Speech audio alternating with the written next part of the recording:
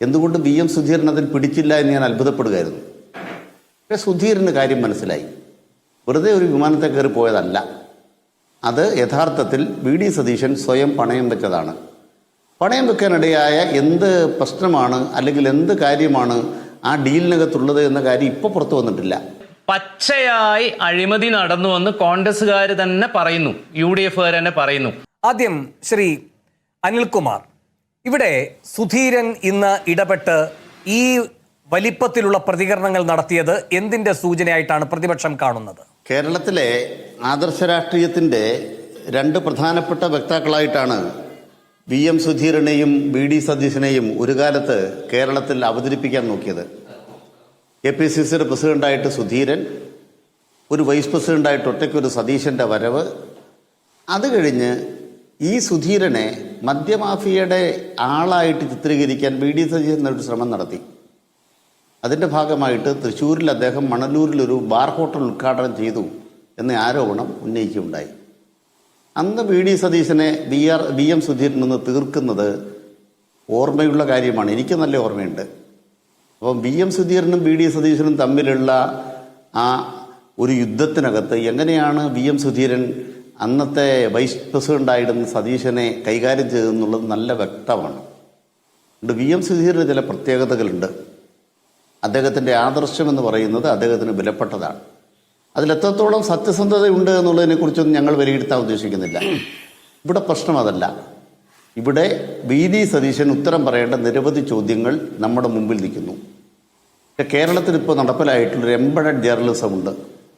അത് യുദ്ധരംഗത്ത് നമ്മൾ കണ്ടിരുന്നതാണ്. അമേരിക്കയുടെ യുദ്ധരംഗത്ത് അമേരിക്കൻ പട്ടാളക്കാർക്കൊപ്പം ജേർണലിസ്റ്റുകളെ അയച്ച് അമേരിക്കയ്ക്ക് അനുകൂലമായി വാർത്തകൾ ഉണ്ടാക്കുന്ന എംബഡഡ് ജേർണലിസം.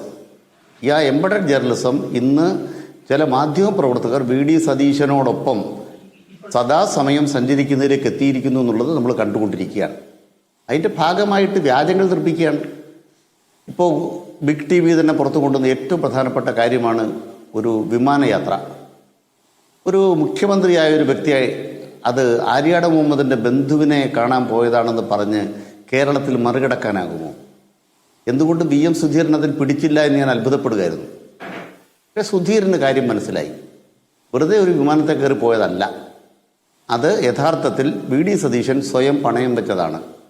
പണയം വെക്കാനിടയായ എന്ത് പ്രശ്നമാണ് അല്ലെങ്കിൽ എന്ത് കാര്യമാണ് ആ ഡീലിനകത്തുള്ളത് എന്ന കാര്യം ഇപ്പോൾ പുറത്തു വന്നിട്ടില്ല. പക്ഷെ ആ വിമാനത്തെ കയറിയ പിന്നെ ആകെ മാറി, U-ടേൺ അടിച്ചു. ഇതിലെ U-ടേൺ എന്താണ്? ഈ വീര്യം കുറഞ്ഞ മദ്യത്തിന് വില കുറച്ച് കൊടുക്കുന്നത്, നികുതി കുറച്ച് കൊടുക്കുന്നത് അഴിമതിയാണെന്ന് കേരളത്തിൽ ആദ്യം ആരോപിച്ച വ്യക്തിയുടെ പേരാണ് VD സതീശൻ. ഇതിനു മുമ്പ് ഞാൻ അങ്ങനെ ഒരു ആരോപണം കേട്ടിട്ടില്ല. ആരോപണം ഉന്നയിച്ചത് 2026 മാർച്ച് 6-നാണ്. അങ്ങനെ വീര്യം കുറഞ്ഞ മദ്യത്തിന് നികുതി കുറച്ച് കൊടുക്കുന്ന വഴി കേരള ഖജനാവിന് നഷ്ടമുണ്ടാകും, അത് അഴിമതിയാണ്, ഈ അഴിമതിയുടെ പണം LDF വാങ്ങാൻ പോകുന്നു എന്നാണ് ആരോപണമുണ്ടായത്. LDF വളരെ വ്യക്തമായിട്ടുണ്ട്. 3 കൊല്ലവും ഏതാണ്ട് 5 മാസക്കാലവും ഇത്തരമൊരു നിർദ്ദേശം ഉണ്ടായിട്ടും അതിലൊരു നിയമഭേദഗതിയിലൂടെ തന്നെ വീര്യം കുറഞ്ഞ മദ്യം ഡിഫൈൻ ചെയ്ത് അത് കർഷകരെ സഹായിക്കാൻ നിന്നിട്ടും ഈ ലിക്വറിൽ നിന്നും അല്ലെങ്കിൽ സ്പിരിറ്റിൽ നിന്നും വീര്യം കുറഞ്ഞ മദ്യത്തിൻ്റെ കച്ചവടം LDF അജണ്ടയിൽ എടുത്തിട്ടില്ല എന്നുള്ളതാണ് യാഥാർത്ഥ്യം. അപ്പോൾ VM സുധീരൻ കൃത്യമായി കാര്യങ്ങൾ മനസ്സിലാക്കിയാണ് നീങ്ങുന്നത് എന്ന് വ്യക്തമാണ്. രണ്ടാമത്, ബഹുമാനപ്പെട്ട ശ്രീ വിജയകുമാർ നമ്മുടെ ബിഗ് TVയിലുള്ള ആളാണല്ലോ, എൻ്റെ സുഹൃത്താണ്. ഒരു ചർച്ചയിൽ, ബഡ്ജറ്റ് അവതരിപ്പിച്ച ചർച്ചയിൽ അദ്ദേഹം പറഞ്ഞു, VD സതീശൻ പൂണ്ട് വിളയാടിയൊരു പത്രസമ്മേളനം. ആ പത്രസമ്മേളനത്തിലാണ് മുഖ്യമന്ത്രി ബഡ്ജറ്റ് അവതരിപ്പിച്ച ശേഷം പ്രതിപക്ഷ നേതാവ് പത്രസമ്മേളനം നടത്തിക്കഴിഞ്ഞ് കരിമണൽ ഖനനം സ്വകാര്യ മേഖലയിൽ കൊണ്ടുവരും, പൊതുമേഖല ഇതിന് പറ്റത്തില്ല, അത് പൊതുമേഖലയെ കൊണ്ടാവില്ല എന്ന് VD സതീശൻ പറയുന്നത്. എന്നിട്ട് നിയമസഭയിൽ U-ടേൺ അടിച്ചു. U-ടേൺ അടിച്ചുകൊണ്ട് കാര്യമില്ല. കരിമണൽ ഖനനം കേരളത്തിനകത്ത് UDF അധികാരത്തിൽ ഇരുന്നപ്പോഴെല്ലാം പ്രശ്നമാണ്. 95 മുതൽ 7 തവണ UDF സർക്കാരിൻ്റെ കാലത്ത് പല സ്ഥലത്ത് കരിമണൽ ഖനനത്തിന് അനുമതി കൊടുത്തു. VM സുധീരൻ ആലപ്പുഴ MP കൂടിയായിരുന്നു. പലതവണ അദ്ദേഹം സമരത്തിന് വന്നു. ഒരു തവണ പോലും ഇടതുപക്ഷ ജനാധിപത്യ മുന്നണിക്കെതിരെ ഒരു സമരം നടത്താൻ അദ്ദേഹത്തിന് ഇടവന്നില്ല. അതിന് കാരണം എന്താണ്?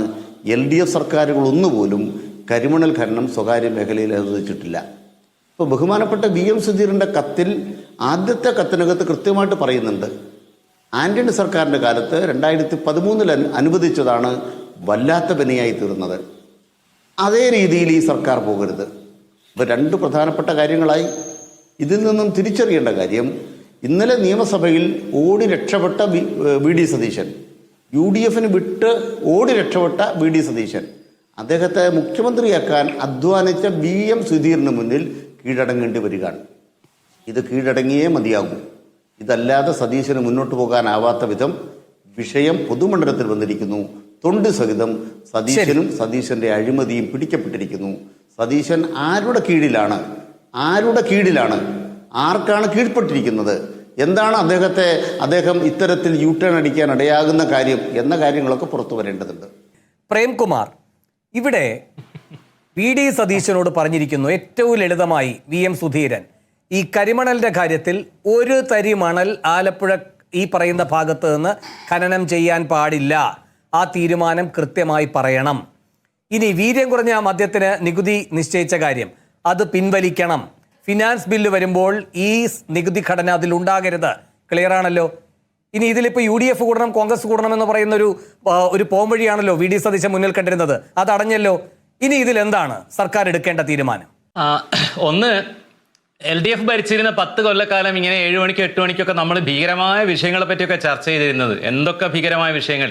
ഇപ്പൊ ഈ മഴയത്ത് 8 മണിക്ക് ഇരുന്നിട്ട് നമുക്ക് ബക്കാടി ബ്രീസറിനെ പറ്റിയും തലയിൽ വീണ പായസത്തെ പറ്റിയൊക്കെ ഇങ്ങനെ വർത്താനം പറയാം. നന്ദി, എല്ലാ ദൈവങ്ങൾക്കും നന്ദി. ആദ്യം. രണ്ടാമത്, പച്ചയായി അഴിമതി നടന്നുവെന്ന് കോൺഗ്രസ്സുകാർ തന്നെ പറയുന്നു, UDF തന്നെ പറയുന്നു. കാരണം ഡിസ്റ്റിൽഡ് സ്പിരിറ്റിന്റെ പെർസെൻറ്റേജ് കുറഞ്ഞ മദ്യത്തിന് മറ്റൊരു കാറ്റഗറി ഉണ്ടാക്കിയിട്ട് മറ്റൊരു ടാക്സ് സ്ലാബ് ഫിക്സ് ചെയ്യാൻ കേരളത്തിൽ ഭൂരിപക്ഷമുള്ള ഒരു സർക്കാരിന് അവകാശമുണ്ട്, അധികാരമുണ്ട്. ആ അധികാരം UDF സർക്കാരിനും ഉണ്ടായിരുന്നു. ആ പ്രോസസ് അല്ല ചെയ്തിട്ടുള്ളത്.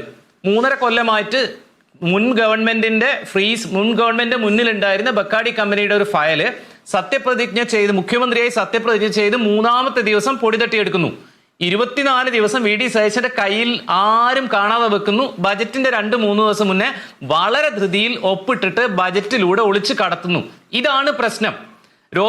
രോഹിത്തും മറ്റ് കോൺഗ്രസ്സുകാർ തെറ്റിദ്ധരിപ്പിക്കുന്നത് പോലെ വീര്യം കുറഞ്ഞ മദ്യം എന്നുള്ളത് LDF മുന്നേ ഡിഫൈൻ ചെയ്തിട്ടുണ്ട്. പക്ഷെ ഇതല്ല. നിങ്ങൾക്ക് മദ്യം ചതുർത്ഥിയായിരിക്കും, എനിക്ക് അങ്ങനെയല്ല. അതുകൊണ്ട് ഞാൻ പറയുന്നു, ഫെർമെന്റേഷൻ വഴി മദ്യം ഉണ്ടാക്കാം. അതിൽ ആൽക്കഹോളിന്റെ പെർസെൻറ്റേജ് കുറവായിരിക്കും, 5%ഓ 10% ആയിരിക്കും. അതൊരു കാറ്റഗറി മദ്യമാണ്.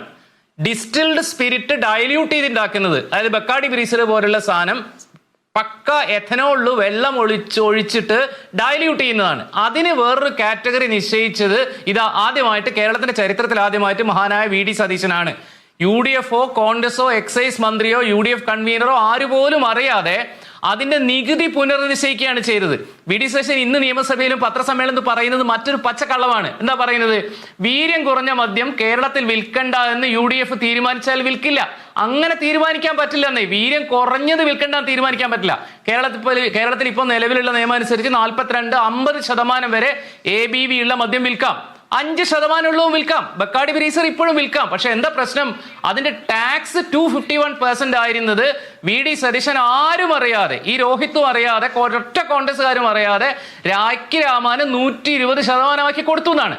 എന്നിട്ട് കയ്യോടെ പിടിക്കപ്പെടുമ്പോൾ ഇപ്പൊ പറയുന്നത് അതിനെപ്പറ്റി ഞങ്ങൾ പിന്നെ ചർച്ച ചെയ്യുന്നതാണ്. ഇതല്ലല്ലോ.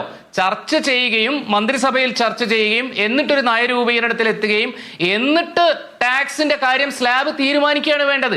ഇതാദ്യം സ്ലാബ് തീരുമാനിക്കുന്നു, ഇവർക്ക് വേണ്ടതൊരു ഓഫർ ചെയ്തു കൊടുക്കുന്നു. ഇന്ദിരാ ഗ്യാരണ്ടിക്ക് പകരം ബക്കാടി ഗ്യാരണ്ടി നടപ്പിലാക്കി എന്നുള്ളതാണ് പ്രശ്നം. അതിനകത്ത് കോൺഗ്രസ്സുകാർ ആരും അറിഞ്ഞിട്ടില്ല എന്നുള്ളതാണ്. അവിടെയാണ് VM സുധീരന്റെ ശബ്ദം മുഴുവൻ കോൺഗ്രസ്സുകാരുടെയും ശബ്ദമായിട്ട്, അല്ലെങ്കിൽ പാണക്കാട് തങ്ങളുടെ ശബ്ദമായിട്ട്, പള്ളിക്കാരുടെ ശബ്ദമായിട്ട്, മറ്റ് ഘടകകക്ഷികളുടെ ശബ്ദമായിട്ട് വരുന്നത്.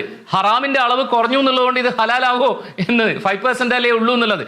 അപ്പൊ കഴിഞ്ഞ 5 വർഷത്തിലധികമായിട്ട് സർക്കാരിന് മുന്നിലുണ്ടായിരുന്ന ലോകത്തിലെ ഏറ്റവും വലിയ മദ്യക്കമ്പനിയായ ബക്കാടിയുമായിട്ട് മുഖ്യമന്ത്രിക്ക് പേഴ്സണലായിട്ട് ഉണ്ടായിരുന്ന എന്തോ ഒരു അണ്ടർസ്റ്റാൻഡിങ് ഇതിലൂടെ പുറത്തു വരികയും അത് പിടിക്കപ്പെടുകയും ചെയ്തിട്ടുണ്ട്. അത് തിരുത്തിക്കാൻ കോൺഗ്രസിന് ധൈര്യമുണ്ടോ എന്നുള്ളതാണ് പ്രശ്നം. എനിക്ക് തോന്നില്ല ഇവര് രോഹിത് വാലെ കോൺഗ്രസിന്റെ ആളുകളൊക്കെ പറയുന്നത് പോലെ ചർച്ച ചെയ്യും, ഞങ്ങൾ അങ്ങനെ ചെയ്യുമെന്നൊക്കെ പറയുമെന്നല്ലാതെ അത് നടപ്പിലാക്കാൻ പൂർണ്ണമായിട്ട് പറ്റുമെന്നുള്ളത്. കാരണം എന്താണെന്നറിയോ, കേരളത്തിലെ ഇലക്ഷൻ കഴിഞ്ഞു, 102 സീറ്റുകളിൽ UDF ജയിച്ചു, കോൺഗ്രസിന് നല്ല ഭൂരിപക്ഷം കിട്ടി. ആര് മുഖ്യമന്ത്രി ആവണമെന്ന് കോൺഗ്രസ് തീരുമാനിച്ചിരുന്നു, കോൺഗ്രസിന്റെ MLA-മാർ തീരുമാനിച്ചിരുന്നു. അവരുടെ തീരുമാനം KC വേണുഗോപാൽ മുഖ്യമന്ത്രി ആവണമെന്നായിരുന്നു. ഭൂരിപക്ഷത്തിന്റെ തീരുമാനം, സർവ്വ തെളിവുകളും പബ്ലിക് ഡൊമൈനിൽ വന്നതാണ്. എന്നിട്ടും VD സതീശനാണ് മുഖ്യമന്ത്രിയായത്. പാർലമെന്ററി പാർട്ടിയിൽ ഭൂരിപക്ഷം ഉള്ള ആളല്ല മുഖ്യമന്ത്രിയായത്. അത്തരത്തിലുള്ള U-ടേൺ അവിടെ നടന്നിട്ടുണ്ട്. അതിന്റെ പിന്നിലൊക്കെ ഉള്ള കളികൾ എന്താണെന്നുള്ളത് ഇവിടെയുള്ള കോൺഗ്രസ്സുകാർക്ക് അറിയാൻ പറ്റുമോ എന്ന് എനിക്കറിയില്ല. VD സതീശൻ എന്നിട്ടുള്ള അത്രയും ഷാർപ്പായിട്ടുള്ള പൊളിറ്റീഷ്യന് 101% ബോധ്യമുണ്ടായിരുന്നിരിക്കണം താൻ എടുക്കുന്ന ഈ തീരുമാനത്തിൽ ഉൾച്ചേർന്നിട്ടുള്ള റിസ്ക് എന്നുള്ളത്. ഒരുപക്ഷെ തന്റെ മുഖ്യമന്ത്രി സ്ഥാനം പോലും തെറിച്ചേക്കാവുന്ന ഒരു തീരുമാനമാണ് താൻ എടുക്കുന്നത്. അദ്ദേഹത്തിന് നല്ല ബോധ്യമുണ്ടാവണം. കോൺഗ്രസിന്റെ ആരും അറിയാതെ, മന്ത്രിസഭയിലെ ആരും അറിയാതെ, മുസ്ലിം ലീഗ് അറിയാതെ, ആരും അറിയാതെ ബക്കാടി പോലൊരു കമ്പനിയെ സഹായിക്കാൻ വേണ്ടി ഇങ്ങനെ ഒരു തീരുമാനം എടുക്കുന്നത്. എന്നിട്ടും അങ്ങനെ ഒരു തീരുമാനം എടുക്കാൻ VD സതീശന് ധൈര്യം വന്നിട്ടുണ്ടെങ്കിൽ അതിന്റെ പിറകിൽ ചെറിയ കളികളൊന്നും ആവില്ല എന്ന് ഞാൻ വിചാരിക്കുന്നു. സുധീരൻ പറയുന്നുണ്ടാവും, ബാക്കി ആളുകളും കൂടെ പർച്ചേസ് ചെയ്യപ്പെടുമോ ഇല്ലയോ എന്നുള്ളിടത്താണ് കാരണം ബജറ്റ് പ്രഖ്യാപിച്ച് കഴിഞ്ഞതാണ്, സാങ്കേതികമായി അത് ത്രൂ ആണ്, ഇനി അത് ക്യാൻസൽ ചെയ്യുക എന്നുള്ളതാണ് വലിയ ബുദ്ധിമുട്ടുള്ള കാര്യം.